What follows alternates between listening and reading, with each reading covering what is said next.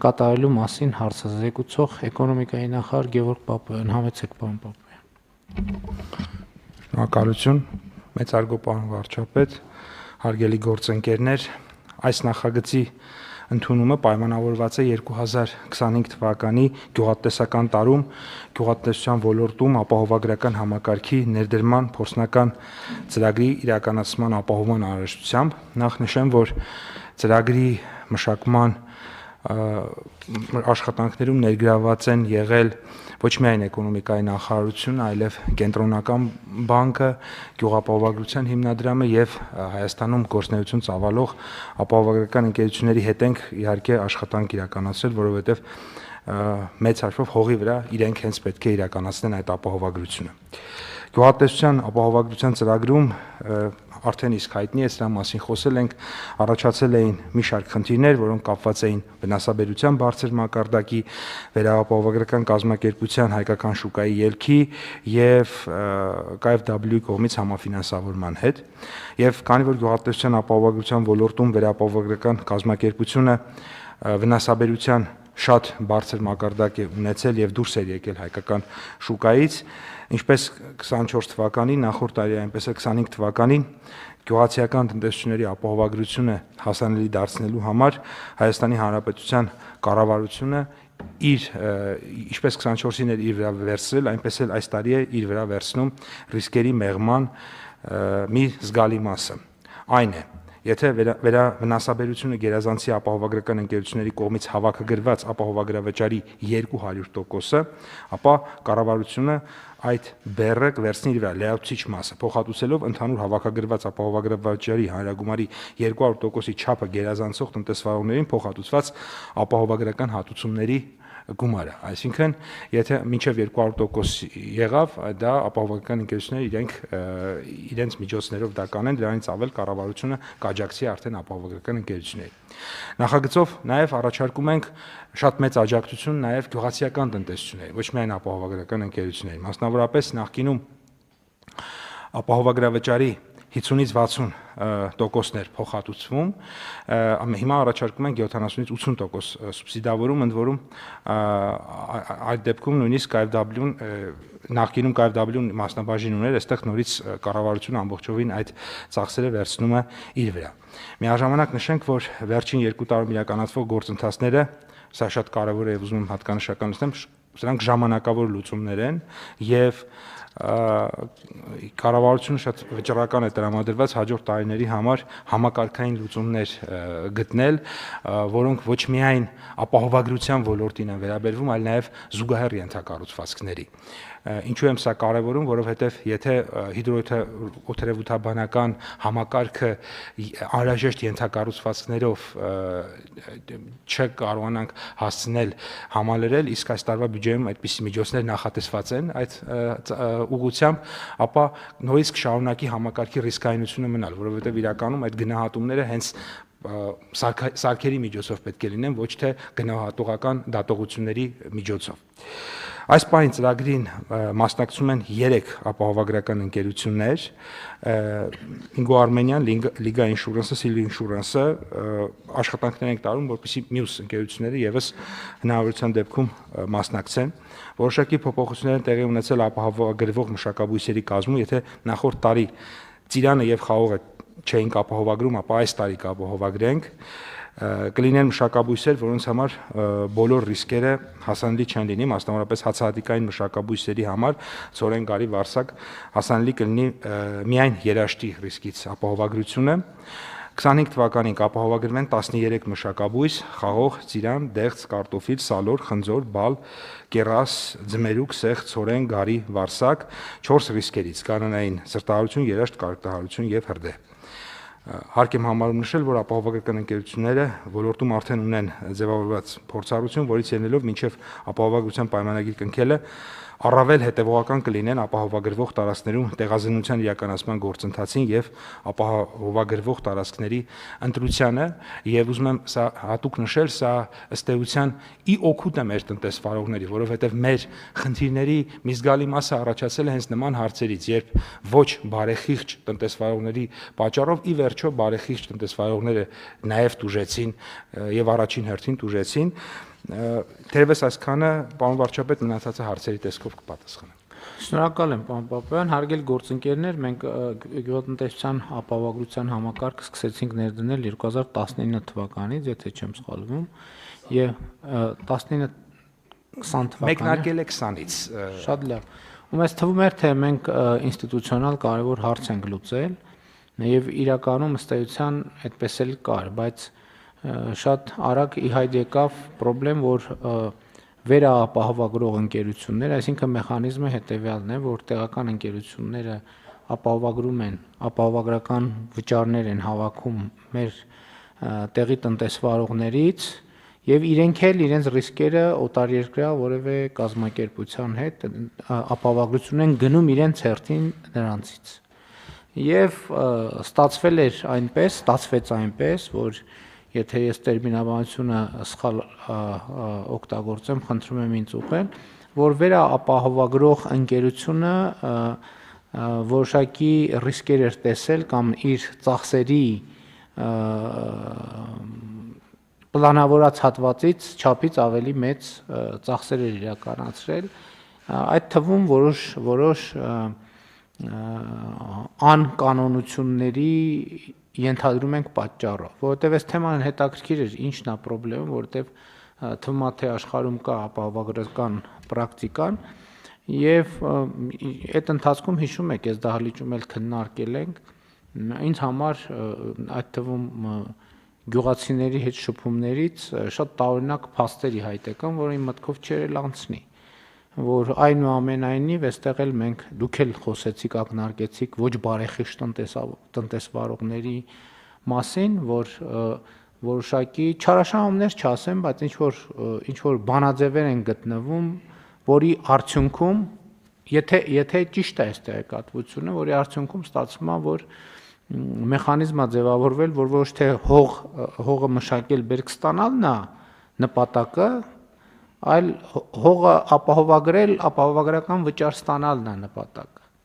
Եվ երբ որ դուք խոսում եք ինստիտուցիոնալ բարեփոխումների մասին, մենք այս ինստիտուցիոնալ բարեփոխում ասելով այս հատվածն էլ պիտի հասկանանք։ Տեսեք, մենք անընդհատ երբ որ սա իրականում գաղափարախոսական հարց է, որովհետև երբ որ գործիքը ստեղծվում է, մենք պետքա ջանք գործադրենք, որ մեր սիրելի քաղաքացիները հասկանան, որ դա իրանց համար է։ Ու մենք այստեղ անընդհատ այդ խնդրեմը ունենում ենք, երբ որ մենք այսպես բարի նպատակադրումներով բարեփոխումներ ենք անում, հետո ստիպված ենք լինում հետ պատտել։ Այդ բարեփոխումը, որովհետև մի պարզ բանի պատճառով, որ ստացվում է, որ առնվազն մենք միտումներ կան, որ այդ բարեփոխումը ոչ թե օգտագործվում է զարգանալու համար, այլ այդ բարեփոխումը օգտագործվում է այս պահին ինչ որ մի հատ փոքր եւ կարճաժամկետ օգուտ ստանալու համար։ Եվ սա եւ երբ որ մենք գաղափարախոսական հատվածում, այդ թվում իրական Հայաստանի գաղափարախոսական հատվածում խոսում ենք հոգատար հանրության մասին, այս հոգատար հանրության ատրիբուտներից մեկը դա է, որ երբ որ ճանապարհ ենք սարքում, հաջորդ շաբաթվա առաջի գործը չլինի, որ այդ ճանապարհում մի հատ բան, այդ ճանապարհի վրայով մի հատ խողովակ քաշենք, օրինակ, այդ ասֆալտը քանդելով։ Կամ երբ որ ասենք միկրոձեռնարկատիրության համակարգը ներդրվում, առաջին միտքը չլինի, այս ինչ լավ բան է, եկեք ընկերությունը կիսենք 7 մասի, գնանք 7 հատ միկրոձեռնարկատիրական, սա իրականում խորը ֆունդամենտալ սոցիալ-հոգեբանական խնդրեմ է, եւ այստեղ էլ իմ եզրակացությունը միանշանակ է։ Քաղաքացու ընկալումը սեփական պետությանը որպես ինչ որ օտար մի մարմնի, որը այդ ես գնալով ավելի շատ եմ դրանում համոզվում, որ պետականության ռելիկտային մտածողությունը, որ ոնց որ մենք ժամանակին կայսրությունների ընկալումն ա եղել, մեր պետությանն էլ ենք տենց վերաբերվում, որ այս ինչ լավ է։ Հիմա Հասկանում եք, մենք այսօր այո, ջանք ենք գործադրում, պետք է ասել հետեւյալը, որ հիմա մենք փորձում ենք ապահովագրական գյուղ ապահովագրության համակարգը Հայաստանի Հանրապետությունում փրկել։ Ինչ ենք ուզում փրկել։ Որովհետև այդ ապահովագրության համակարգի ներդրումը բերել է ինչ-որ անառողջ process-ների։ Բարձում է տեղերկա մարդիկ գինեն, որ ամեն տարի այնտեղ կարկուտ է գալիս, ապահովագրում են գնում ենք այդտեղ հատուկ այդտեղ, որ երբեք նախկինում վերջին 20 տարում այդտեղ ոչ մի բան չէին կարել, տանում ենք այդտեղ ինչ որ բան ենք ցարնում, ու նստած սպասում ենք, որ կարկուտը գա, որ գնանք ապահովագրությունը ստանանք։ Ու տենց ամեն տարի։ Համեն դեպս այս հարցն էլ մենք պետք է ուսումնասիրենք, տենանք ինչքանով է դա իրականության, բայց էլի սա սոցիալ հոգեբանական խնդիր է, կրթական խնդիր է, աշխատանքի նկատմամբ վերաբերմունքի խնդիր է, պետության նկատմամբ վերաբերմունքի խնդիր է, բարեփոխման նկատմամբ վերաբերմունքի խնդիր է։ Սա լուրջ խնդիր է, որի հետ մենք պետքա բան անենք, առնչվենք։ Մենակ այդ չի, մենք պետքա գնանք եւ մարդկանց հետ խոսենք։ Մենք այդ խնդիրները, որ դռնփակ նիստերում, դռնփակ ոչ թե գաղտնի, այլ աշխատանքային մեր process-ներում քննարկել ենք, ինչա տեղի ունեցել։ Պետքա գնանք մարդկանց պատմենք, որ իրենք իմանան ինչա տեղի ունենում։ Որ մի հարևանը մյուս հարևանին նկատելիս այդպիսի բան ասի մի արա, որովհետև դրանով դու իմ բանն էլ ես, իմ աշխատանքն էլ, իմ արդյունք, իմ զարգացումն էլ ես դնում հարվածի տակ։ Եվ սա շատ կարևոր հատված է։ Հա, այս տարի էլ մենք կգլորենք։ Անցած տարի մի կերպ գլորեցինք, այս տարի էլ կգլորենք, լավ է մյուս տարի էլ հնարավոր է գլորենք, բայց եթե այս միտումը չփոխվի, ասելու ենք վերջ։ Էլ չենք կարողանում անենք, որովհետև սա իմաստ չունի, որովհետև չի ծառայում իր նպատակին։ Եվ մենք այս տեղեկատվությունը պետք է մարդկանց հետ կիսենք։ Մենք ընդհանրապես ուսումնասիրեցինք որևէ ձևով այդ չարաշահումների դեպքերը, մոտիվացիաները։ Չնայած այդտեղ մենք ինստիտուցիոնալ լուծումներ ենք տալիս։ Արդեն այդ երբ որ պարոն Պապոյանը նշած սարքավորումները մենք ձեռք բերենք, արդեն մենք էլ թաքուն տեղերը կարկուտների կիմանանք եւ այդ պարագայում ապահովագրության վճարների չափը կամ կփոխվի կամ այնտեղ չի ապահովագրվի ընդհանրապես, որովհետեւ կասենք այդտեղ պետք է լինի հակակարկտային ցանց, վերջ, ուրիշ գործիք այդտեղ չկա։ Այսինքն ստեղ էլ մենք այդ լուծումները պետք է տանք, այդ դեպքում բան կանենք, մենք ունենք sense tenants ինտենսիվ գյուղատնտեսության ծրագիր, կասենք, որ մենք այդտեղ հակակարկտայինը չենք ապահովագրում, մենք սուբսիդավորում ենք, որ այդտեղ հակակարկտային ցանցեր լինեն, երբ որ հակակարկտային ցանցերով այգի բան կանի, կհիմնադրվի ցրտահարությունը կամ այն մյուս դեպքերը, որ ուրիշ դեպքեր ունենք, հրդեհը եւ այլն կապահովագրվի։ Այսինքն մեկը մենք չպետք է ապավինենք, որ մարդկանց կբացատրենք, իրանք է կհասկանան, իհարկե կլինեն, որ կհասկանան, բայց կլինեն, որ առանձնապես հետաքրքրություն չեն ցուցաբերի, բայց այդ ինստիտուցիոնալ լուծումներով մենք կգնանք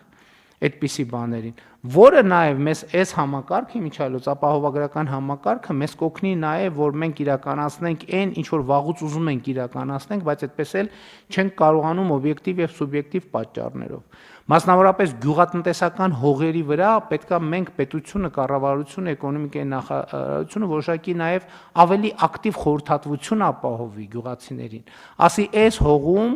խնդրում ենք խորհրդատրվում ցանել էս եւ էս պետքա կապել իմիջայլոց նաեւ ապահովագրական համակարգի հետ ասել որ այս կատեգորիաների հողում այս պայմաններում մենք ապահովագրում ենք միայն այս դեպքերը այդ որը մեր ապահովագրության համակարգը ավելի կզարգացնի, բայց այստեղ մեզ պետքա կարողությունները զարգացնել, այդ թվում նախարարության պետական կառավարման համակարգի եւ մեզ պետքա թվայնացում իրականացնել եւ մեզ պետքա այդ թվում թվային հարթակում մեր հողերի կատեգորիաները, իրենց մասին տվյալները լրացնել, որ เป զի համակարգը կայանա։ Իհարկե ես տենց ասացի, բայց մենք չպետք է տրամադրվենք այսպիսի բանի, որ 2 տարի կգլորենք, հետո էլ չենք գլորի, 2 տարի կգլորենք, այս ընթացքում էլ պետք է համակարգը ստեղծենք մաքսիմալ արդյունավետ։ Պարոն Թովմասյան, բանն եք ասելու համետ։ Շնորհակալություն, մեծարգո վարչապետ, իրականում ձեր խոսքը կարելի է ասել այսպես, որ պետք է կատարել իրական միկրոռեգիոնալ միկրոշրջայնացում, որի մեջ պետք է ներառվեն տեղեկատվություն բնակլիմայական պայմանների եւ աշխարհագրական գոտեվորման եւ համապատասխանաբար ինտեգրված տեղեկատվությամբ մակնշել, թե որ հատվածում ինչպիսի մշակաբույսեր պետք է աճեցվեն, որ բարձրություններում ինչպիսի դիմացկունության մշակաբույսեր պետք է աճեցվեն, եւ այս տարածական ինտեգրացիայի արդյունքում մենք ունենանք լայն հնարավորություն արդեն ապահովագրական ինստիտուտի ավելի ճշգրիտ կիրառման։ Եվ կրկին անգամ առաջարկությունը պետք է լինի, որ այս ուղղությամբ աշխատանքները մենք ակտիվացնենք տարածական տեղեկատվական ինտեգրման շրջանակում, որը կտա լայն հնարավորություն որոշումների ճշգրիտ կայացման համար։ Շնորհակալություն։ Այո, համաձայն եմ, բայց մեկը այդ ուղերձը քաղաքական պետքա տալ, որ Ժորժ ջան, այս համակարգը ձերն է, դա ուրիշինը չի։ Այդ համակարգը պետքա փայփայել, պետքա իրան խնայել, որովհետև ինչպես մենք մեր գույքին եւ ունեցվածքին ենք վերաբերվում, տենց էլ ապահովագրական համակարգին պետք է վերաբերվենք։ Դա գյուղացիներինն է, իրանց ռիսկը ապահովելու մասին։ Իհարկե, պարզ է, որ դա մյուս կողմից էլ բիզնես է։ Բայց եթե այդ բիզնեսը չլինի, ապահովագրությունը չի լինի, որովհետև պետքա փոխշահավետ ինչ-որ բալանս ձևավորվի եւ այդ բալանսի շուրջ մենք պետքա աշխատենք։ Համեցեք։ Շնորհակալություն, պարոն վարչապետ, նախ նշեմ, որ այո, փաստացի աշխատանքները 19 թվականին են տարվել եւ 20-ից մեկնարկը եղել է։ Մի քանի դրվագներով ձեր մտքերը շարունակեմ, նախ առաջինը այստեղ ամբողջովին համաձայն ենք ձեր հետ եւ նշեմ, որ իրենք ապահովագրական ընկերությունների հետ մեր խոսակցությունը կենտրոնական բանկի միջնորդությամբ եւ մասնակցությամբ հենց նաեւ դրա մասին է եղել, իրենք էլ նշում են, որ իրենք որոշակի, այսպես ասած, մեզ զգուշացնում կամ տեղեկացնում են, որ իրենք որոշակի զգուշավորություն են ցուցաբերելու եւ այս կոնտեքստում իրենք կենտրոնանալու են առաջին հերթին այն տնտեսությունների վրա եւ այստեղ մեր քաղաքականությունները նույնական են, որոնք որ իրապես ապահովագրություն են անելու իրենց ներդրումները պաշտպանելու համար, ոչ թե ապահովագրություն են անելու ապահովագրությունից գումար աշխատելու համար, ցավոք սրտի դա եղել է եւ համակարգը այդ հնարավորությունը տվել է։ Եվ այստեղ ուզում եմ նշել, որ միայն ինտենսիվ այգեգործության ոլորտում մի քանի 100 միլիոն դոլարի, մի քանի 100 միլիարդ դրամների ներդրումներ են եղել վերջին տարիներին եւ շատ կարեւոր է, որպեսզի պետությունը իր գործիքակազմով կարողանա համակարգ ստեղծել, որ այդ ընկերությունները ոչ միայն իրենք միայն ցանցով կամ այլ իրենց հասու գործիքներով պաշտպանվել, այլ նաեւ ապահովագրության համակարգ լինի, որպեսզի այդ ներդրումները պաշտպանվեն, որովհետեւ հակառակ պարագայում իրենք լուրջ խնդիրների առաջ կկանգնեն եւ տնտեսությունը լուրջ խնդիրների առաջ կկանգնի։ Նշեմ, որ նաև ձեր հանձնարարականի հիման վրա կառավարությունը արդեն իսկ մեկ որոշում ընդունել է հակակարգտային ցանցերի կարգտաբեր համայնքներում, ցավոք սրտի այն մարդկանցից ումից, որ մենք ազդակ էինք ստացել եւ մենք կոմունիկացրել ենք, որ իրենք նշել էին, որ ուզում ենք այդպիսի համակարգ, հետո բոլորին զանգերով տեղեկացրել ենք, որ ընդունված է կառավարության որոշումը, բայց դեռևս չունենք մյուս կողմից արձագանք, եւ որոշումն շատ լավն է։ Կառավարությունը հակակարգտային ցանցի ծախսի 75%-ը փոխհատուցում է։ Այստեղ пассивություն կա, այսինքն մի կողմից կա խնդիր, բարձրաձայնում են, հետո լուծվում է խնդիրը, ընդ որում տեղեկացվել է, որովհետև շատ կոնկրետ մարդիկ են եղել, մոտավորապես մի քանի 100 եւ այդ մի քանի 100 մարդուն մենք նաեւ ոչ միայն ընդհանուր մեսեջ ենք տվել, որ այդպիսի բան կա, այլ նաեւ որ ունեցել ենք տվյալները, նաև հնարավոր հասումիջոցներով տեղեկացրել ենք ծրագրի մասին, սակայն ցավոք սրտի դեռևս արձագանքը այդպես չկա։ Ինչ վերաբերվում է ձեր նշած մյուս մասին թվայնացման հետ կապված, այստեղ արդեն պարոն Թովմասյանը նշեց, ու ուզում եմ նշել, որ գեոպորտալի մասով մենք բավականին լավ աշխատանք ենք այս տարվա ընթացքում տարել։ Էլի գալիս ենք կարողություններին, կարողացանք մասնավոր հատվածից բերել մասնագետ, ով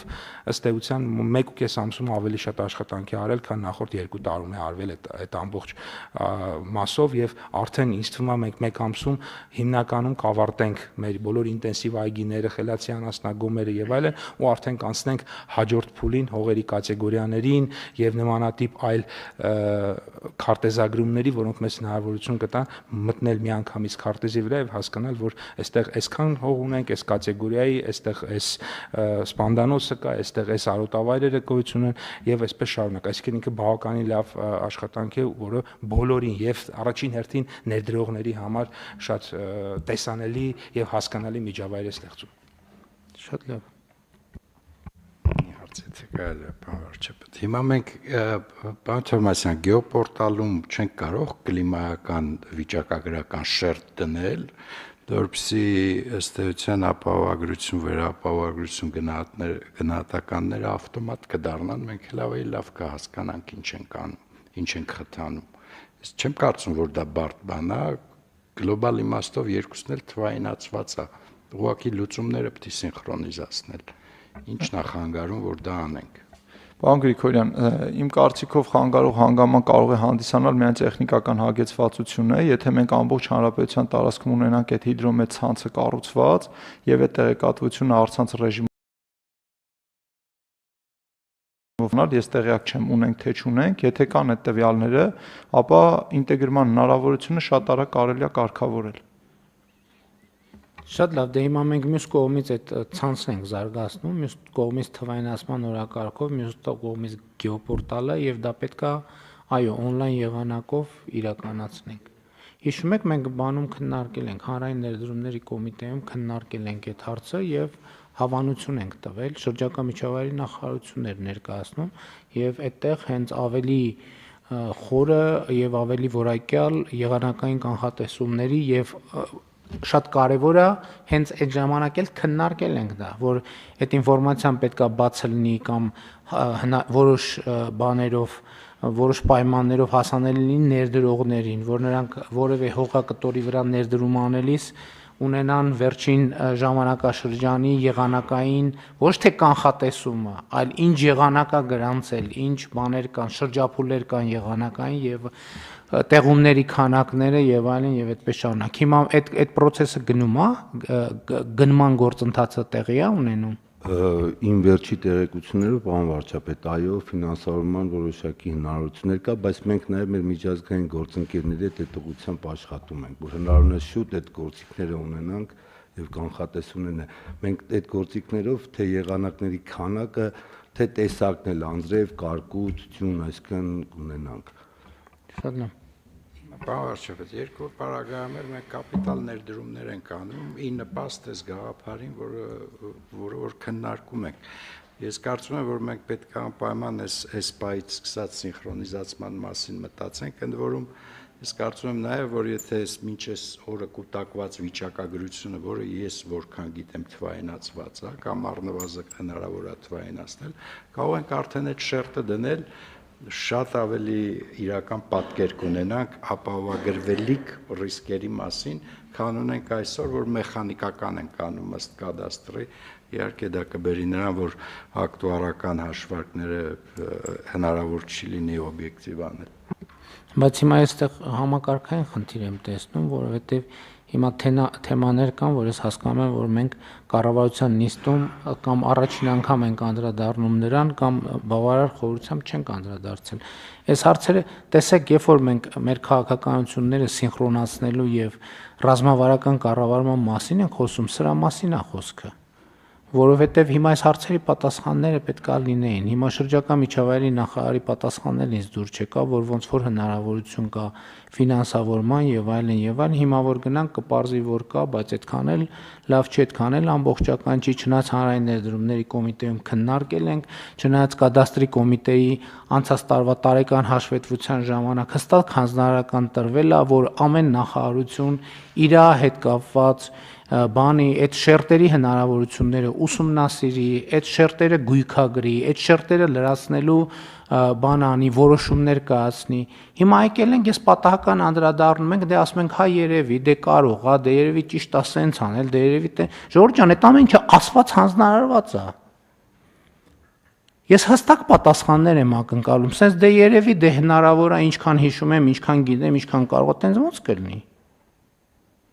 Հիմա այս բոլոր հարցերին հստակ բոլորից կադաստրի կոմիտե, շրջակա միջավայրի նախարարություն, էկոնոմիկայի նախարարություն, ֆինանսների նախարարություն, փոխվարչապետ թվայնացման շատ կոնկրետ պատասխան եմ սպասում։ Ես կոնկրետ ժամկետներով։ Ինձ ասեք երբ է, ինչա, ոնց է։ Որովհետև էլի եմ ասում, մենք բան առնում ամենատարբեր ֆորմատներով հարցը քննարկում ենք։ Ես չեմ կարող ամեն օր զանգեմ, ասեմ, այն երեք որ հանձնարարեցի, այդ արվում է, թե չի արվում։ Հետո մի հատ է հաջորդ օրը, հետո մի հատ է հաջորդ շաբաթ, հետո մի հատ է հաջորդ ամիս, հետո մի հատ ամառը, մի հատ ձմեռը, մի հատ գարունը, մի հատ աշունը։ Այս ռեժիմով չի լինի աշխատել։ Հետո ես գնամ ուրիշ տեղ են տրամաբանության, որտեղ պետք է այդ բանը լինի, տենամ այդտեղ մի հատ փոս է։ Ունդեղից վերադառնամ կամ ասեմ բախիա փոս ու բացատրություններ։